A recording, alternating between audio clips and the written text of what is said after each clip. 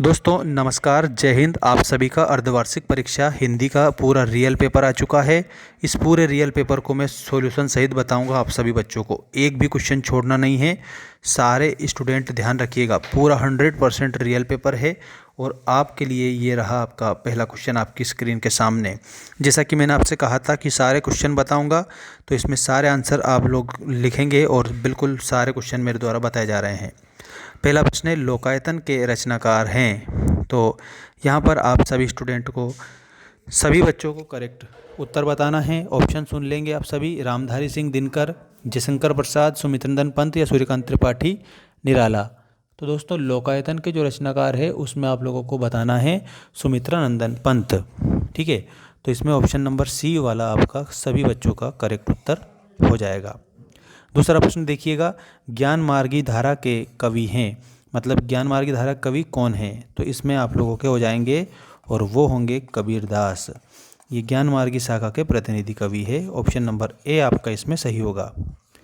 Next question देखेंगे, नई कविता के एक कवि का नाम लिखिए। तो यहाँ पर नई कविता के एक कवि हैं धर्मवीर भारती। ठीक है, इसमें आंसर में आप सभी बच्चे धर्मवीर भारती लिख देंगे, बिल्कुल करेक्ट उत्तर के रूप में धर्मवीर भारती हो जाएगा। अगला प्रश्न है आप लोगों का, देखिएगा, अग्नि का पर्यायवाची शब्द लिखिए। तो अग्नि का जो है ना वो पर्यायवाची होगा कृशाणु।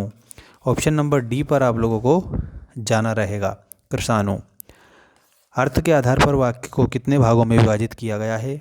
तो अर्थ के आधार पर वाक्य के 8 भेद हैं। इसका मतलब इसमें आप लोगों को ऑप्शन नंबर डी लिखना है, 8 भागों में विभाजित किया है। नेक्स्ट है, उपन्यास सम्राटकार माने जाते हैं। तो यहाँ पर ऑप्शन नंबर थर्ड आएगा, मुंशी प्रेमचंद को उपन्यास सम्राट माना जाता है। तो आप सभी को आंसर प्रेमचंद लिखना है। दोस्तों टेलीग्राम की लिंक डिस्क्रिप्शन में दे दी है, टेलीग्राम ज्वाइन कर लेना और चैनल को सब्सक्राइब जरूर करना। ठीक है, सारी 100% रियल अपडेट हम आप लोगों के लिए यहाँ पर बता रहे हैं, पूरा कंप्लीट सॉल्यूशन सहित बता रहे हैं। देखिएगा, द्विवेदी युग की प्रमुख विशेषता क्या है। तो यहाँ पर द्विवेदी युग की प्रमुख विशेषता है और वो हो जाएगा गंभीर लेखन। ठीक है, गंभीर लेखन आप इसमें मिलान करेंगे, ये वाला। अगला है, वीर रस का स्थायी भाव है। तो वीर का स्थायी भाव उत्साह होता है। शब्द अलंकार के भेद हैं। तो शब्द अलंकार के कितने भेद होते हैं, तो यहाँ पर आप सभी को बताना है और वो बताना है 3 भेद आप लोगों के करेक्ट आंसर। घर का तत्सम शब्द है। घर का तत्सम शब्द गृह, आप लोगों को गृह लिखना रहेगा। चौपाई के प्रत्येक चरण में मात्राएं होती है। तो 16 मात्राएं चौपाई में होती है। रमेश फल खाता है। तो इसमें फल है, इसका मतलब सकर्मक क्रिया आप लोगों की हो जाएगी। सकर्मक क्रिया इसमें आंसर आपका करेक्ट हो जाएगा सभी बच्चों का। ठीक है, अब सही जोड़ी मिलान करिए वाला प्रश्न आप देख सकते हैं।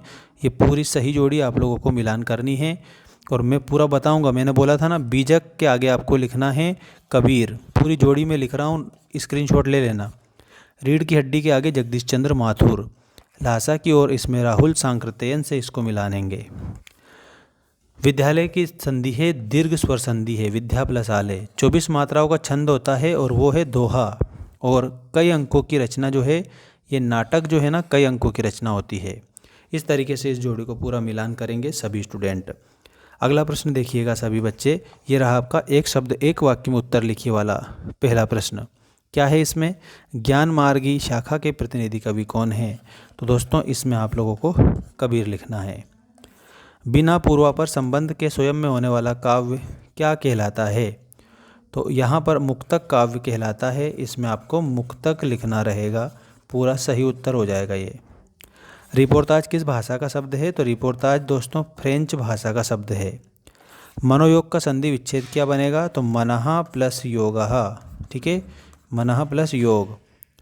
अनुकूल का विलोम क्या होगा। अनुकूल का विलोम हो जाएगा प्रतिकूल। रीढ़ की हड्डी एकांकी किस समस्या पर आधारित है।